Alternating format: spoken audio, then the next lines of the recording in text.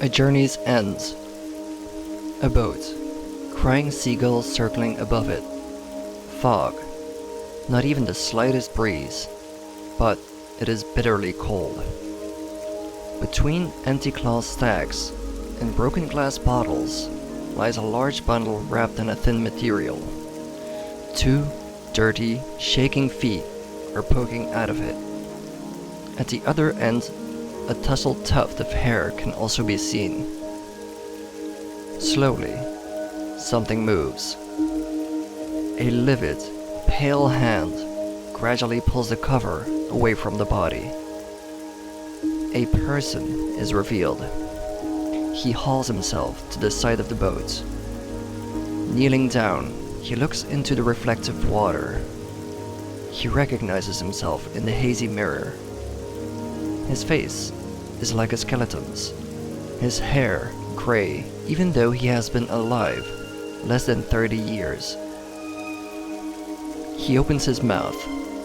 No more than 5 or 6 teeth are to be seen. He looks deeply into his eyes. This person recognizes nothing but faint, gray images he is staring at. He drops back down onto the bed made of a couple of sacks and that tatty piece of cloth.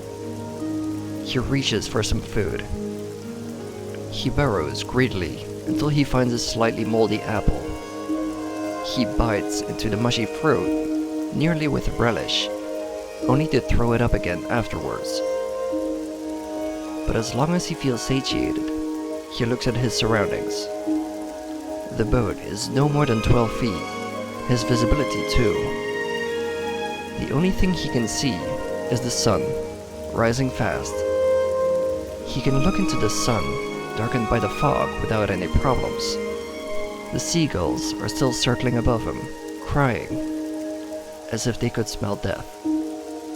Whimpering, he tosses and turns on his bedroll. The man only wishes that his torment would reach an end, no matter whether it ended in life or death. Yet, he does not think of suicide. The man loved life too much for that. However, in another way, he is still conscious and can only still hope. Hope that has reached an end. Suddenly, his thoughts are interrupted. He knows this terrible feeling and learns painfully what it means. His stomach felt as if someone was stabbing him with a knife. The pain spread over his chest to his throat. Reaching the side of the boat just in time, he throws up. I do not dare go into detail of what came up, but one could see the dark yellow turning black flesh of the apple he had eaten before. The boat rocked to and fro until the man fainted on his bedroll, as if he had spat out the last breath of life. He remains in this position a couple more hours until dusk falls. The sun sets as quickly in the evening as it rises in the morning. The moons are now showing their glimmery faces. Luckily for the lonely man, the fog has lifted and the annoying birds have flown away. Now he has his glimmer of hope. A dense line of groups of stars lies across the whole sky. A slight breeze is blowing, warmer than the foggy air. But the line of stars stops above the water's surface. The man sees the outlines of lands. As if possessed, he sits up and paddles towards the coast with his hands. The water is still very cold, but this does not stop him. The stretch to the beach seems infinitely long, his thin arms hanging over the side of the boat. As he lost his strength, he dropped to his bed. He wakes up. He looks around. The lonely man finds himself in a small warm room with elegant furniture and filled with light. He gets up from his bed and looks out of the window. Bewildered, he looks at the coast. The sun is high in the sky. Bright rays of light penetrate through the holes in the clouds and make the water shimmer. A white beach. The leaves of the lush green trees move in the wind, and only their rustling and the calm rush of the waves is to be heard. It smells of life. Life he had been yearning for so long. The master of the house, a dark-haired, tall man with a slight hooked nose and gleaming friendly eyes, walks in. Finally, you are awake. Tell me, who are you?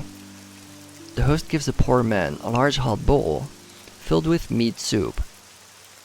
Thank you, the man mumbled, and drank nearly the entire contents of the bowl. Who I am, the poor man continues, his voice still unclear. The master listens carefully. The poor man thinks, but unfortunately he does not know who he is anymore. I am sorry, sir, I don't know, the person laments. The host answers kindly. Gather your wits, you have surely been through a lot. Where am I? The poor man interrupts him. You aren't from here? If not, then you must surely have gone insane.